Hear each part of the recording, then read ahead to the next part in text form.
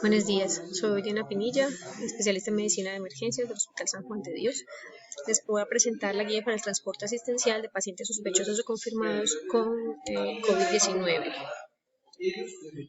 Esta guía y lo que vamos a ver el día de hoy consta de este contenido, el objetivo y el alcance, fases de traslado, el procedimiento general previo al traslado asistencial, la gestión de los recursos, manejo de pacientes y aislamiento durante el traslado asistencial, las recomendaciones generales de elementos de protección personal o EPPs y las recomendaciones específicas para el traslado asistencial. El objetivo de esta guía es suministrar unos lineamientos que se deben implementar en los servicios de transporte asistencial y atención prehospitalaria con el fin de disminuir el riesgo de transmisión durante la atención en salud, evitando que se presenten casos tanto en los profesionales de la salud como en los pacientes que van a requerir este recurso posteriormente. El alcance de esta guía va desde la identificación de los posibles pacientes que puedan necesitar de traslado como sospechosos o confirmados hasta la disponibilidad de los equipos y prestar un adecuado servicio. Las fases de traslado asistencial de estos pacientes van a tener varios momentos, son 5. Importante tener en cuenta la transmisión, de esto creo que habían hablado en charlas previas, la transmisión se hace por microgotas, que son la distancia más o menos que se requiere para no tener contacto con esas gotas que son un poco más grandes que los aerosoles, que es más o menos metro y medio, por medio de las mucosas, que es en lo que se basa el lavado de manos para evitar el traslado mediante las manos, la cara, los ojos, la boca, y la transmisión por aerosoles, que son estas partículas que quedan flotando en espacios cerrados en los que la mayoría de los profesionales de la salud vamos a tener riesgos. Las fases de traslado asistencial se fundamentan en que sea una actividad planificada y consciente que minimice los riesgos de contagio para todos los que tengan que ver con el caso. La primera fase es la fase de activación, que va desde la comunicación formal, es decir, la recepción de una llamada o de información donde se suministre datos del paciente, y va hasta que se tiene contacto físico con el paciente. Eso es muy importante porque ya nos da la posibilidad de determinar qué tipo de transporte vamos a requerir, si primario o secundario, qué tipo de vehículo, si es un traslado si es básico medicalizado, y según el medio de transporte, si va a ser terrestre, acuático o aéreo. La segunda fase es la fase de estabilización. En la fase de estabilización ya hay un contacto con el paciente, ya es evidente que se está evaluando qué riesgos tiene y qué necesidades hay de estabilizar o de controlar una serie de hallazgos para poder trasladar de forma segura al paciente. Estas actuaciones al ver al paciente deben ser protocolizadas, es decir, tenerlas previamente revisadas en caso de pacientes leves, moderados o severos, por clasificarlo de alguna manera, y qué va a requerir para poder llegar a la institución a la que se va a trasladar. El tercer paso es el traslado, que comienza cuando el personal de la ambulancia ya recibe al paciente hasta que lo entrega el personal responsable. Esa transferencia termina cuando es entregado, por ejemplo, al paciente en el hospital a triaje o al sitio asignado para la evaluación de estos pacientes, o si se va a hacer un cambio, por ejemplo, de ambulancia a otra terrestre, aérea o acuática en un terminal fluvial. Importante que la reactivación también.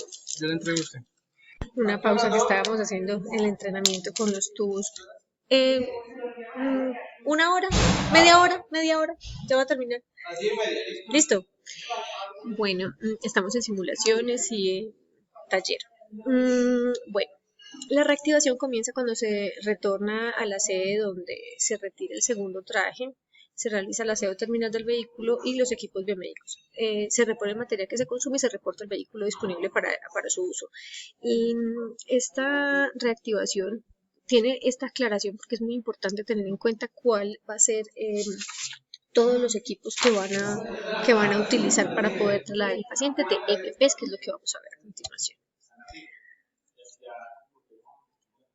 Bueno, en el procedimiento general previo al traslado, es decir, cuando ya se tiene contacto del paciente, hay que evaluar la necesidad de transporte, si requiere ambulancia básica o medicalizada o si se va a hacer el traslado solito, evaluar el estado del paciente, si está estable o inestable, evaluar el riesgo-beneficio de este traslado y en las condiciones en las que se esté, seleccionar el equipamiento, si se requiere algún otro equipo o manejo.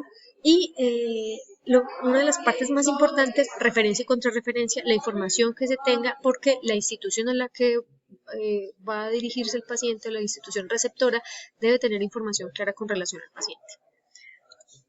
La gestión de los recursos, estos recursos pueden ser el Centro de Regulación y Coordinación, puede ser Centro Regulador de Urgencias, Central de Comunicaciones, Despacho o Referencia y Contrarreferencia. Lo más importante es la identificación de los pacientes en investigación, es decir, hacer preguntas con relación a si tiene nexo epidemiológico o no, aunque ya en este momento continuamos con la versión 5 de la clasificación de caso 1, caso 2 y caso 3 de pacientes sospechosos o probables con COVID. La idea es siempre estar al día con las definiciones y con los cambios planteados, indagando la mayor cantidad de información posible que nos pueda brindar orientación en si es sospechoso o no. Otro punto es la asignación de recursos según la gravedad de la enfermedad. Estos pacientes se pueden presentar levemente sintomáticos, como pueden presentarse graves, entonces reservar los recursos como es el traslado en ambulancia medicalizada a pacientes que realmente lo requieran, que estén graves. La activación y notificación previa al personal de respuesta, entonces los operadores de despacho deben informar al sistema de emergencias médicas, en este caso a la tripulación a cargo de la respuesta, qué van a requerir, es decir, si el recurso puede ser una ambulancia básica, quiénes van a necesitar estar en este traslado, pero si es un paciente grave, quiénes van a tener que estar en ese traslado y en qué características. Las instrucciones previas a la llegada, esto es muy importante, los familiares van a querer ayudar y participar, es importante darles instrucciones claras como controlar las mascotas, tener las luces encendidas, agilizar el proceso de contacto con el paciente, que ayuden a determinar en el momento de la llegada dónde está el paciente o para poderlo trasladar. Importante también el equipo y el entorno del operador de despacho. Estas estaciones deben permanecer limpias, se debe hacer protocolo de limpieza y desinfección. Lo ideal es que no se compartan equipos, tazas, platos, y mantener el lavado de manos e higiene establecido como se ha planteado hasta ahora. El manejo de pacientes y aislamiento durante el traslado asistencial, hay unas precauciones estándar. Estas precauciones estándar es el lavado de manos, las precauciones universales en el manejo, por ejemplo, de herramientas como son los objetos cortopunzantes, la canalización, todas estas procedimientos que puedan requerirse hacer en el traslado. Importante que esas precauciones estén establecidas, el uso de guantes permanentes, el manejo de material crítico. El manejo de material crítico nos estamos refiriendo a termómetros, tensiómetros, fonendos, equipos de la ambulancia que requieren limpieza y desinfección programada antes de guardarse. Lo ideal es que esto sea por paciente, y después de que se use debe ser desinfectado. Y el cierre de los compartimentos de almacenamiento. Estos compartimentos no deben permanecer abiertos. Lo ideal es que el compartimento que se use o que se abra debe ser posteriormente debe estar limpio y desinfectado. Hay unas precauciones respiratorias específicas con COVID-19. Esta información se ha suministrado básicamente por situaciones previas con SARS y con MERS.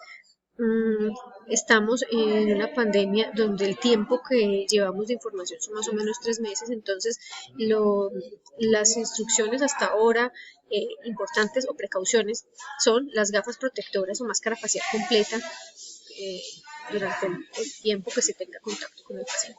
El uso permanente de guantes. Estos guantes, importante tener presente que los guantes van a estar contaminados, entonces mucha atención en la forma en la que se utilizan en el momento de desecho, y deben permanecer con guantes, sea doble guante, desechar el primero después de terminar la atención del paciente y continuar con los segundos guantes hasta llegar al sitio de recepción y limpieza terminal de la ambulancia. Los trajes desechables en un número suficiente para toda la tripulación. Estos trajes lo ideal es que tengan una pijama o uniforme básico, por encima la bata y el pantalón desechable, y además el overol con cobertura cefálica para este tipo de pacientes. La instalación del equipo de protección personal, esto debe ser como en el chequeo cruzado. Es ideal que entre los dos compañeros o entre dos personas se revisen que tengan el equipo de protección adecuadamente colocado. El uso de máscaras y tapabocas, como lo vamos a ver en el cuadro siguiente, va a ser determinado según la exposición que se tenga a aerosoles con el paciente. Entonces, en algunos casos será mascarilla quirúrgica, en otros serán en 95. Y los procedimientos que generan aerosoles, evitarlos, por ejemplo, lo que son las micronebulizaciones, nebulizaciones o ventilación con BBM. Esas son las recomendaciones generales. Es muy importante que todos las tengan en cuenta como lista de chequeo. Las recomendaciones específicas para el traslado están encargado del proceso de referencia y contrarreferencia, recolectar la mayor cantidad de información que determine el riesgo. Y esto debe informarse no solo a la tripulación, sino al hospital receptor. Obtener una historia clínica, obtener datos de medicamentos, de enfermedades previas, si hay contactos en la casa, si hay alguna otra situación anexa al contexto del paciente, verificar los medicamentos, insumos y dispositivos o elementos que se requieran y que sean suficientes para garantizar la seguridad del paciente en el traslado durante la ambulancia y del personal también, como es el oxígeno y la ventilación, por ejemplo, durante el transporte. Las recomendaciones específicas para el traslado asistencial está la valoración general. Esta valoración, que es de primer contacto, es por lo menos manteniendo 1 metro de distancia. Estamos hablando del momento en el que se llega a recepcionar el paciente en su casa o en el sitio de la llamada. Con esta distancia, detectar en qué estado puede estar el paciente y si cumple criterios relativos. Estos criterios relativos básicamente serían mediante preguntas. En este momento no estamos haciendo una valoración de examen físico, sino que estamos haciendo un interrogatorio con las preguntas que correspondan a caso 1, caso 2 y caso 3, en el caso de la definición de probabilidad con sospechoso o confirmado por COVID, y conocer el estado general del paciente, la patología y el soporte asistencial que va a requerir. Dentro de las recomendaciones específicas está un traslado primario o un traslado secundario. El traslado primario sería en casos de pacientes no críticos, donde un solo miembro de la tripulación puede estar en la cabina y los otros deben permanecer adelante, de ser posible aislados de la parte donde está el paciente. La valoración de cada caso debe ser una sola persona, tratar de disminuir la cantidad de personas expuestas, y lo debe hacer la persona con mayor conocimiento en el momento sobre el tema. ¿Qué se va a identificar? El estado del paciente, el tipo de preparación que se requiere para poderlo trasladar y definir el medio en el que se va a movilizar. Si se va a movilizar caminando, si requiere camillas, si requiere silla de ruedas. Y solicitar al centro regulador de urgencias o referencia si requiere teleapoyo. Si hay nuevos casos o sospechosos en la familia o en el sitio donde se recepcionó el paciente, se debe registrar los datos de estas personas, notificarlos a la central que envió al equipo y dar las recomendaciones generales de manejo en ese momento. El traslado secundario, desde el personal de salud debe estar completo y sus equipos acordes al tipo de paciente. Hay que verificar la información de la historia clínica administrativa. Bueno, continuamos, otra pausa. Verificar la información clínica administrativa suministrada para poder que se traslade el paciente y coordinar con la central o con el CRUE de la jurisdicción la recepción oportuna del paciente para la prestación del servicio.